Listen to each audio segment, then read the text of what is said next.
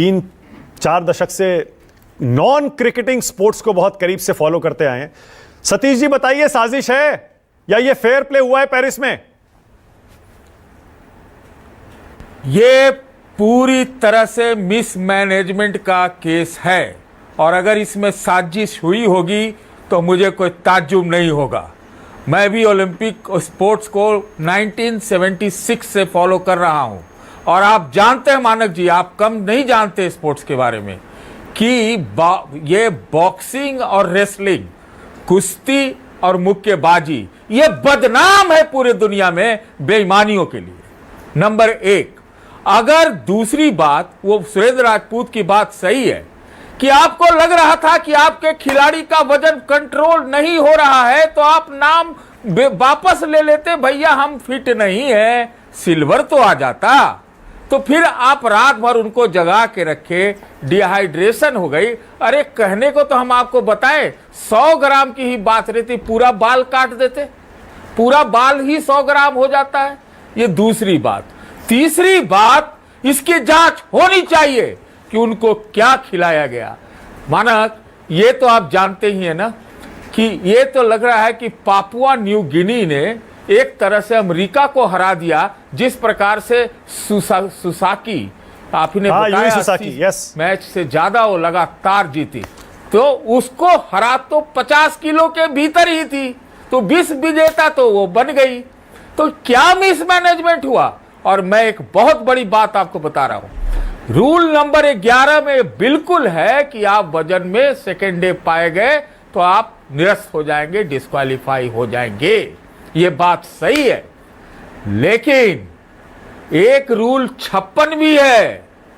56 हमको लगता है उसी का सहारा लेते हुए प्रधानमंत्री को बात करनी पड़ती है आईओए के अध्यक्ष से, पीटी उषा से, कि कुछ कीजिए। अरे तब तक क्यों नहीं किया। धारा 56 जो है रेसलिंग वाला, उसको भी पढ़िए और उसमें चुनौती दी जा सकती है और पहले ही दे जानी चाहिए थी।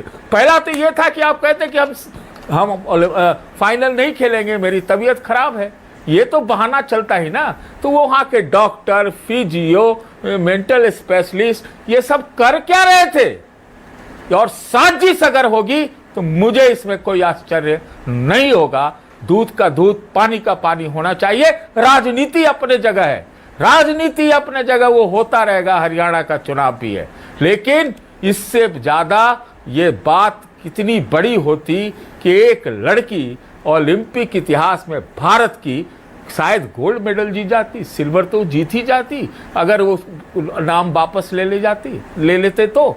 इसलिए ये पूरा मिसमैनेजमेंट का है। और एक चीज और मार, वो जो वजन करने वाली मशीन है, और जितना बदनाम है ये सब पूरे फेडरेशन, दुनिया भर के बदनाम।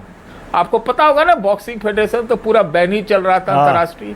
तो वो वजन करने वाली मशीन कहीं भी जांच होनी चाहिए। और इतनी हमारी ताकत है, गजब हो रहा है इस पेरिस ओलंपिक में, भारतीयों के साथ गजब हो रहा है। एक लड़का आपका हॉकी का, उसको रेड कार्ड मिल जाता है। हमने वो मैच देखा, इतना नहीं था कि वो रेड कार्ड देने लायक था। कहीं आपके लक्ष्या सेन को आपको 4-4 मैच खिला दिया जाता है क्योंकि वो पहला वाला बाहर हो गया।